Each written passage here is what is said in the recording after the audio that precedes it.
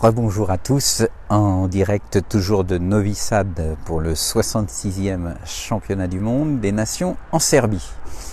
Alors, comme prévu, je vous l'avais dit tout à l'heure, on a suivi le début de la manche avec l'amorçage de Diego da Silva.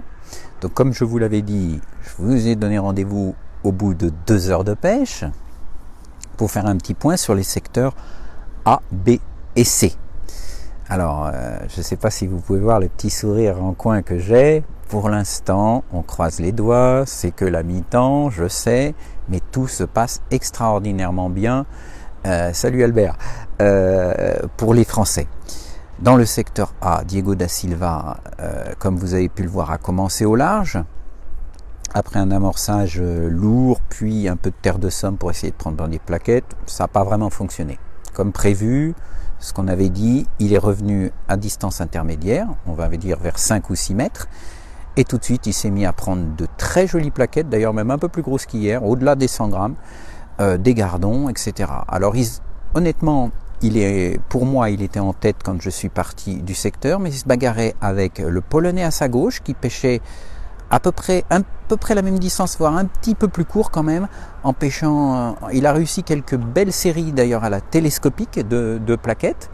Donc aujourd'hui, on est quand même, en tout cas sur ce secteur A, B et C, sur des pêches plutôt de poissons blancs. Il y a bien les petits chats, hein, ils sont toujours là, mais en fait les équipes leaders, elles cherchent à attraper plutôt les plaquettes et les gardons, et ça leur réussit plutôt bien aux Français, mais également évidemment aux Hongrois et aux Italiens. Alors, ce sont nos adversaires directs aujourd'hui, mais encore une fois, pour l'instant, Diego, qui est avec Tamás Walter, donc un Hongrois, était en tête, ou deuxième s'il était battu par le Polonais, mais dans tous les cas, il était devant Tamás Walter, donc ça c'était plutôt une bonne nouvelle. Dans le secteur B, c'est Stéphane Linder qui était en tête du secteur, tout simplement. Il avait presque une centaine de poissons au bout de 2 heures de pêche, avec beaucoup de plaquettes, une cinquantaine de poissons blancs, donc on va dire que c'est vraiment bien parti pour Stéphane Linder, contrairement à hier, donc il se rattrape bien. On voit qu'il a envie, il a récupéré de ses mains, parce que hier il avait les doigts transpercés par les petits chats. Aujourd'hui ça va, il n'a pas trop de petits chats, il prend des poissons blancs, donc tout va bien.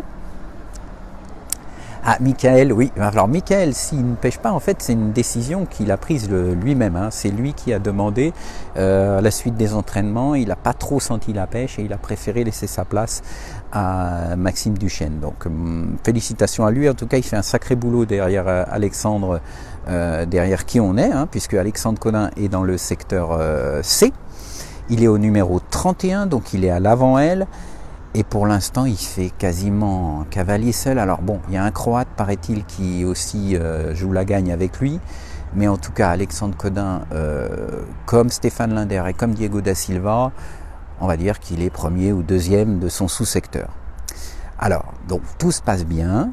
Les Français, dans les secteurs DE, cette fois-ci, on a réussi à avoir quelques petites brides d'informations. C'est pareil, ils sont tous les deux.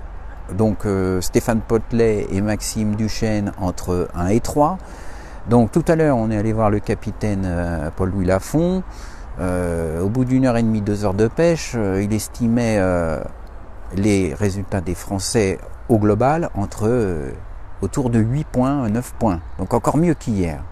Donc là il va falloir aller les chercher. Hein. Pour récupérer les 3 points, les Italiens, il va falloir qu'ils se lèvent de bonne heure. Mais il y a toujours un mais dans la pêche de compétition. Il faut savoir que les Italiens, en tout cas dans les secteurs A, B, C, sont les 3 dans l'autre sous-secteur. Ils ne sont pas concernés par les Français. Donc même si les Français font premier de leur secteur, ça n'empêche pas que les Italiens aussi peuvent faire premier de leur secteur. Donc c'est un avantage pour les Italiens de ne pas être avec les Français, en l'occurrence ici. Ils peuvent espérer récupérer des points, même si nous on a des très bons résultats. Si un Français fait deuxième, l'Italien peut très bien gagner l'autre sous-secteur. Donc attention quand même à eux, surtout que hier, comme je l'ai dit, les Italiens, c'est surtout à la fin où ils ont vraiment fait des belles pêches de plaquettes. Mais aujourd'hui, il y a quand même eu une petite modif côté français. Hein. On pêche en tout cas dans les secteurs ABC. DE, je pense qu'ils seront quand même plutôt sur les chats. Mais ABC, on a un petit peu changé notre fusil d'épaule. On est plus sur les plaquettes. que sur les petits poissons-chats comme hier, même si Maxime et Alexandre hier ont déjà fait des pêches de poissons blancs, ils avaient quand même un fond de bourriche de poisson-chat. Merci Anthony et bonjour à tous encore. Alors je vais retourner un peu la caméra, puis je vais vous montrer un petit peu Alexandre, puisqu'il est à l'avant elle. Allez les bleus Anthony, oui, là, franchement on est bien parti. Hein. Je ne vais pas m'avancer, mais je ne veux pas leur porter la poisse, mais franchement c'est très bien parti. Donc on va suivre un petit peu Alexandre. Alors les Belges, je sais qu'on me demande régulièrement des nouvelles des Belges, c'est pas très bien parti par contre pour eux, ils sont à peu près dans les milieux de secteur, sur les secteurs ABC. Donc ça va être très difficile pour eux, comme de toute façon à mon avis pour toutes les autres équipes, je vois mal le podium changer. Après l'ordre, on ne peut pas le dire, hein, on espère qu'il ne va pas changer, mais je vois mal une équipe venir titiller aujourd'hui les Hongrois, les Italiens et les Français. Donc Geoffrey, je ne l'ai pas vu, Geoffrey il doit être dans les secteurs D et E, donc on va attendre un petit peu avant de faire le point. Ça sent le champagne. Non, vous allez nous porter la poisse. Moi déjà, j'essaye de me temporiser et de pas être trop optimiste. Alors, n'en rajoutez pas. Donc, je vais retourner la caméra, puis on va voir. Je vais vous montrer un petit peu comment pêche Alexandre. Alors, on y va. Donc, voilà le parcours. Et vous voyez, pas encore, mais là, vous voyez, donc, on a ici l'aile. Et donc à l'avant elle, on voit Alexandre Codin. Alors on va s'approcher. Encore une fois, je ne peux pas descendre tout en bas, donc malheureusement, je ne peux pas aller vraiment très près des pêcheurs, ce qui est normal. Hein. Je ne suis pas là pour les déranger non plus. Et donc là, on est derrière Alexandre. Alors, évidemment, il vient de faire un petit chat. Quand je parle de sa pêche de poisson blanc, lui, il se met à prendre des petits chats. Alors vous voyez qu'il pêche très près du bord quand même. Hein. Là, il est à 3 mètres. À 3 mètres. Alors ce qui est intéressant aussi, d'un point de vue technique, c'est qu'on remarque que les Français, même quand ils pêchent près du bord, à 3 mètres, c'est rare qu'ils utilisent une télescopique. Ils préfèrent utiliser des brins de canne roubaisiennes parce que voilà, ils ont un élastique qui limite les risques de décrochage. Il y a des fois aussi un contrôle de ligne. Bon là, la bannière, la longueur, de toute façon, elle est la même que sur une télescopique. Donc c'est vraiment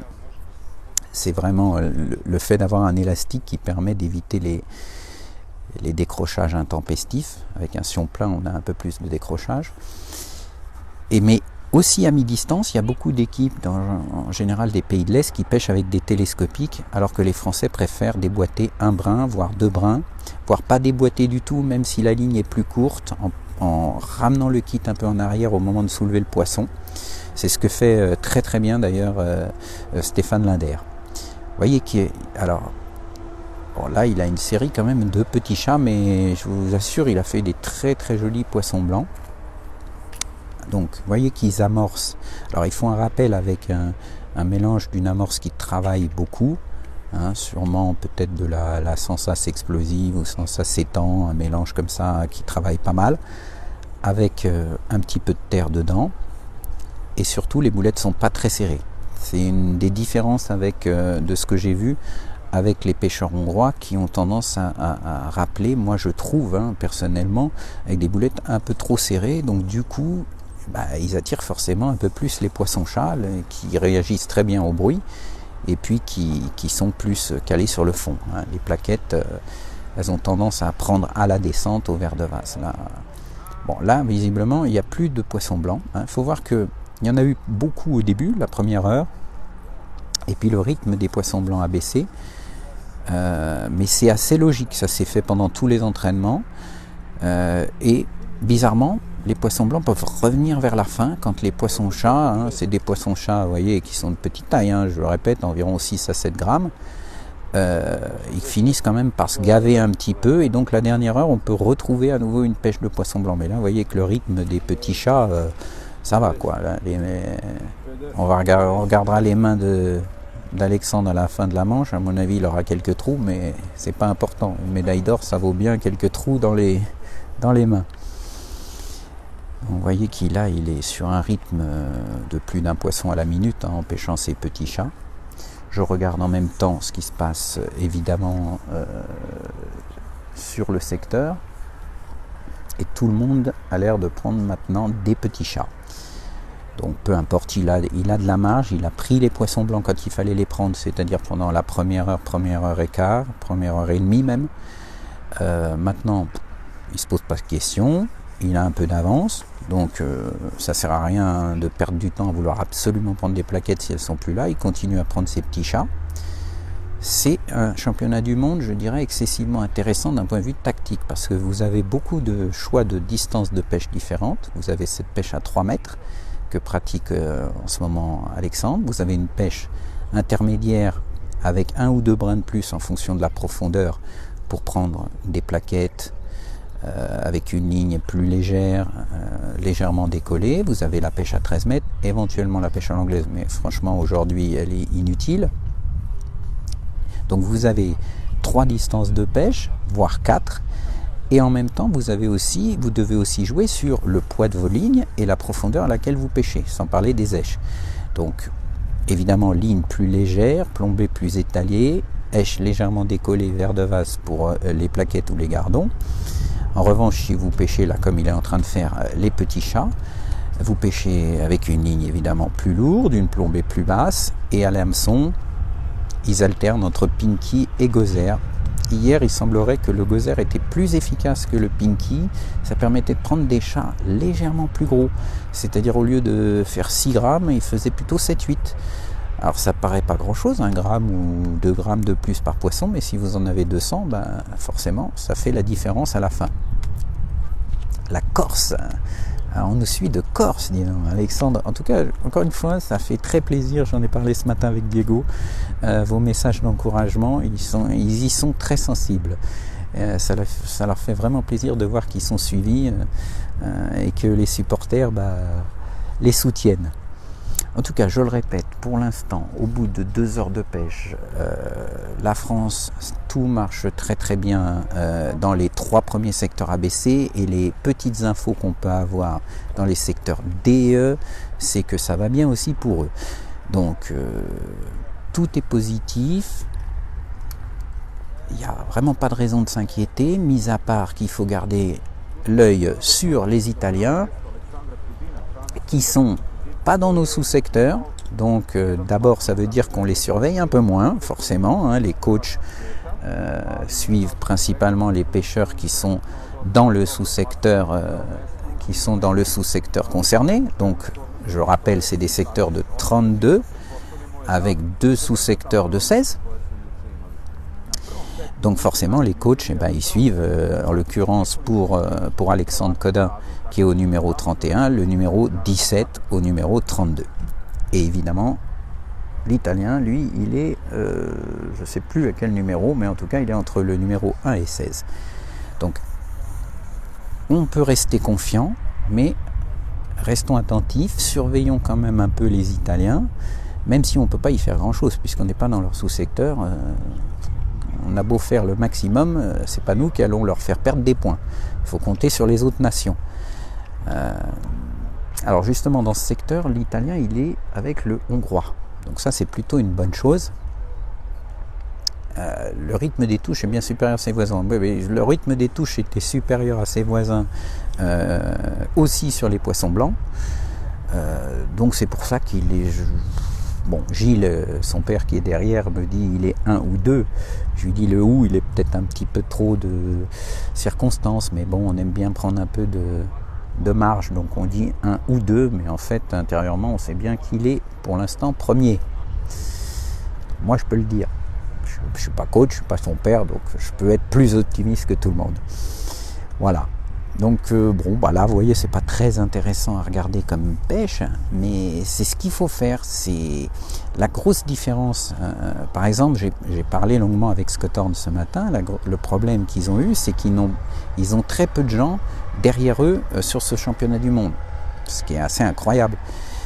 Donc ils n'ont pas les bonnes informations. Sur une pêche comme ça, vous avez besoin d'avoir des coachs qui sont très attentifs, qui sont des bons pêcheurs, parce que il faut qu'ils voient ce qui se passe et qu'ils vous donnent des infos au niveau des changements de distance de pêche, de stratégie de pêche, savoir à quel moment passer de la pêche des plaquettes aux petits chats, savoir à quel moment il faut passer de 3 mètres à 7 mètres, éventuellement à 13 mètres. Donc le travail du coach est déterminant sur ce type de pêche. Et donc ce coach, il doit être non seulement performant, mais participer au débriefing, etc. Donc il doit être presque aussi bien formé, je dirais, que les gens qui tiennent les cannes. Et c'est le cas aujourd'hui. Pour l'instant, tous les choix, honnêtement, des coachs ont été très bons jusqu'à maintenant. Que ce soit derrière Diego da Silva, Jimmy Martin, par exemple, la première heure, Diego a changé 4 fois de distance de pêche et de profondeur. Ce qui fait toute la différence à la fin d'une manche. Parce que si vous perdez 5 à 10 minutes à pas trop savoir quoi faire, eh ben, vu le rythme des touches et des poissons, et comme on sait qu'un championnat du monde, les résultats, ça se joue toujours à quelques grammes près, voilà. Voilà, donc on va continuer à regarder ça, on va prendre la voiture, on va aller dans les secteurs D et E, et puis on vous donne rendez-vous à la fin de la manche. J'essaierai pas de trahir le résultat, donc j'essaierai de pas avoir un grand sourire comme tout à l'heure. On sera dans le secteur E, donc normalement le secteur où se trouve Stéphane Potelet. Donc on suivra les 10 dernières minutes de la pêche de Stéphane, on fera le point sur l'ensemble des secteurs. Et puis comme hier, on fera une vidéo où on va suivre toute la pesée. Et je l'espère qu'à la fin, on aura des grandes cris de joie pour une belle médaille d'or des Français qu'on attend encore une fois depuis 15 ans. Voilà, merci à vous de nous suivre. Donc je vous donne rendez-vous à 14h, même avant, disons à 2h moins le quart, heure française, pour suivre la fin de ce deuxième manche du championnat du monde. Merci à vous.